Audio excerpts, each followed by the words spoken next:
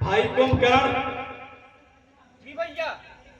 जीना अच्छी बात है, लेकिन अपनी मान को दांव पे लगाकर जीने वाले मरने के पहले कई बार मर जाते हैं।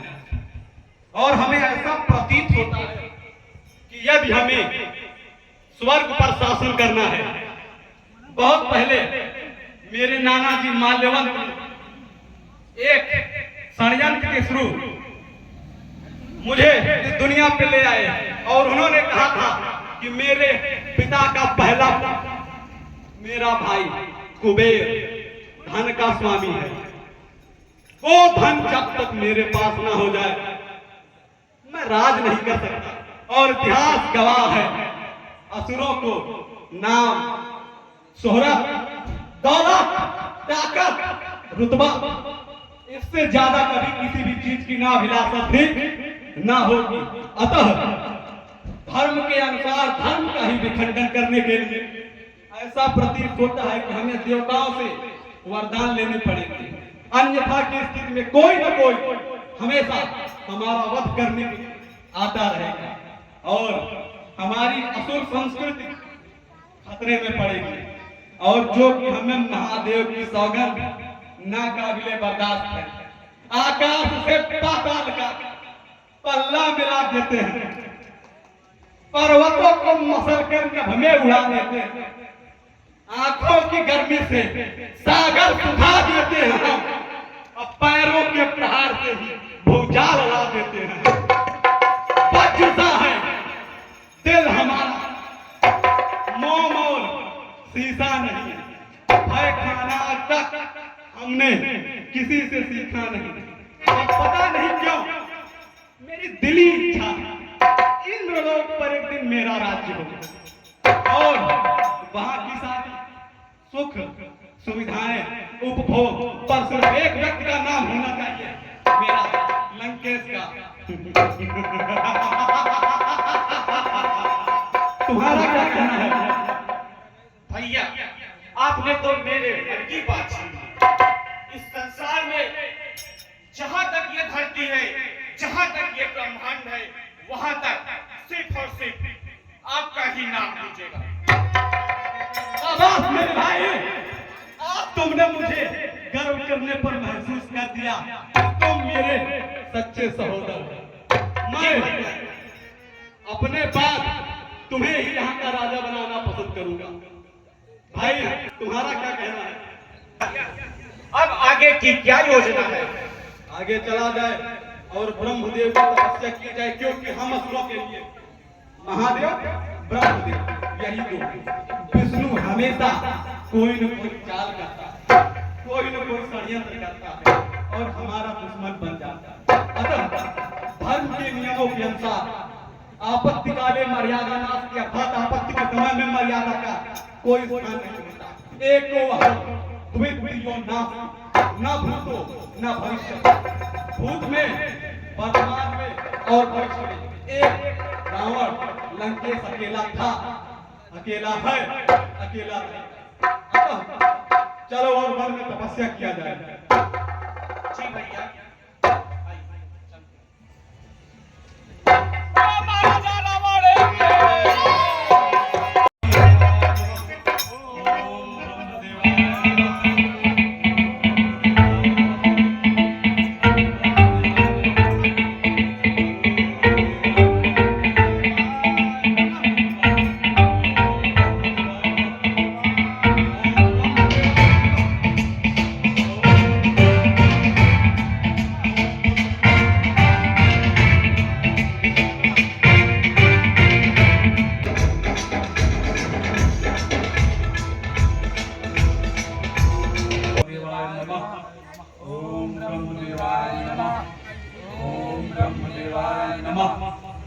ब्रह्मदेवाय नमः। ओम ब्रह्मदेवाय नमः। ओम ब्रह्मदेवाय नमः। ब्रह्मदेवाय नमः। ओम ब्रह्मदेवाय नमः। बोलो पुत्र, मैं प्रसन्न हूँ तुम लोगों पे। क्या चाहते हो?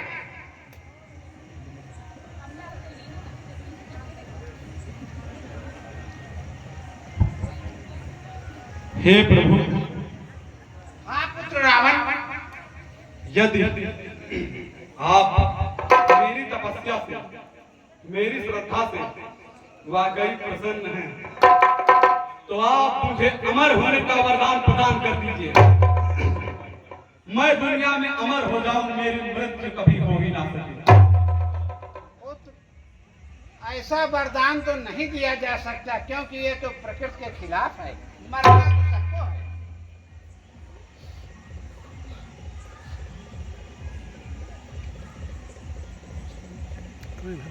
क्या मैं दूसरा वरदान आपसे मांग सकता हूँ?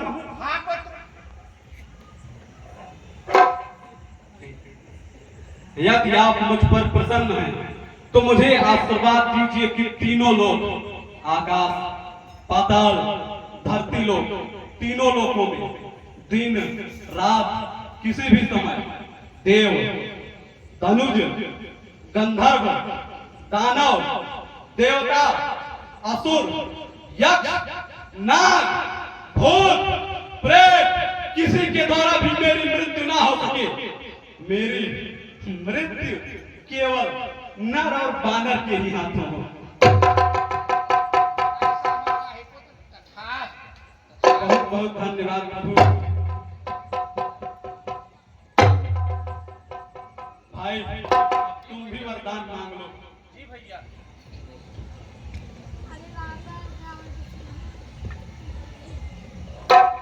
हाँ बेटा, तुम क्या चाहते हो?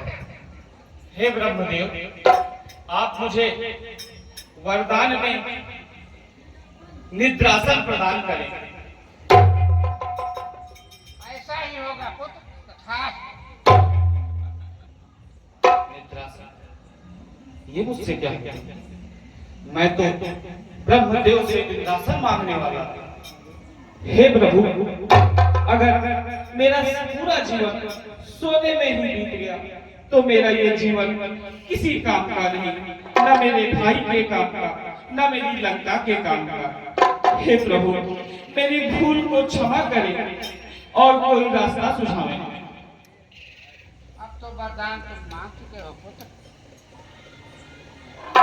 अगर तुम चाहते हो जी भगवान। तो यही हो सकता है कि तुम 6 महीने सो और 1 दिन जाग जाओ। जैसी जैसी आपकी इच्छा, जैसी आपकी आज्ञा भगवान, मुझे अपना आशीर्वाद प्रदान करें।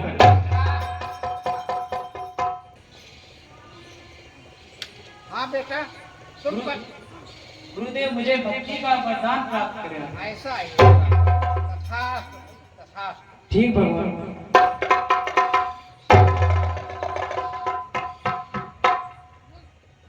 भाई तुम करण, मैंने तो एक ऐसा वरदान ब्रह्मदेव से मांग लिया है, जिसके कारण मेरी मृत्यु तो हो ही नहीं। क्योंकि जब हमें देव, धनुष, गंधर्व, यक्ष, असुर, दानव, दैत्य, भूत, प्रेत कोई नहीं मार सकते, तो नर और बानर तो छोटे छोटे असुरों के बच्चे के ग्रास होते हैं। मैं तो शायद अमर हो गया। अब तुम बताओ भाई, तुमने क्या मांगा?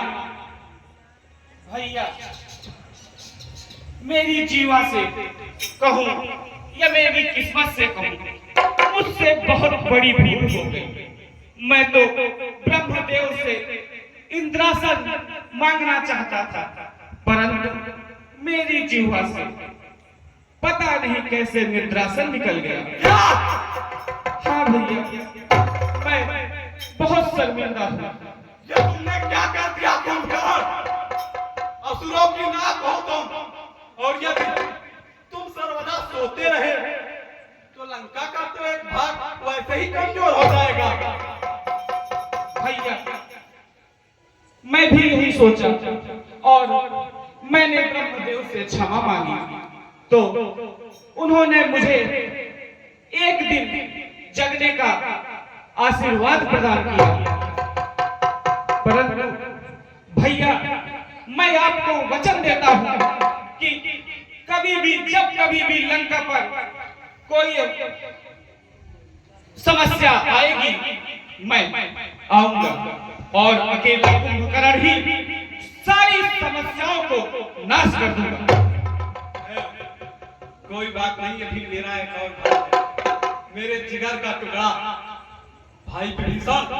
तुमने क्या वरदान मांगा? भैया मैंने भक्ति का वरदान पाया। ये क्या कह दिया तुमने? मूर्ख! असुरों की नाक कटा दिए थे। ये तुम कहां से हो गए? असुरों के मर्दों के खानदान में तू कायर कहां से आ गया? ये तू भक्ति कब से करने लगा? क्या तू असुर नहीं है क्या? क्या अपने ऊपर तुझको गर्व नहीं है? असुर हूं पर मुझे भक्ति चाहिए। बस अब चुप हो जा विभीषण। अनुचित है दंड सहोदर को। कोई और कहता, अगर जाता तो काट देता अभी सर को। घर वाला होकर के तू घर की आबरू उछाल रहा, सिंहासन छत्र सिंहासन की तू मिट्टी में मिला रहा। खैर कोई बात नहीं, मैं अकेला ही काफी हूँ सब पे राज करने के लिए। तीनों लोगों में अब मेरे समान कोई नहीं, और मेरा भाई क्या तो मेरे साथ है ही।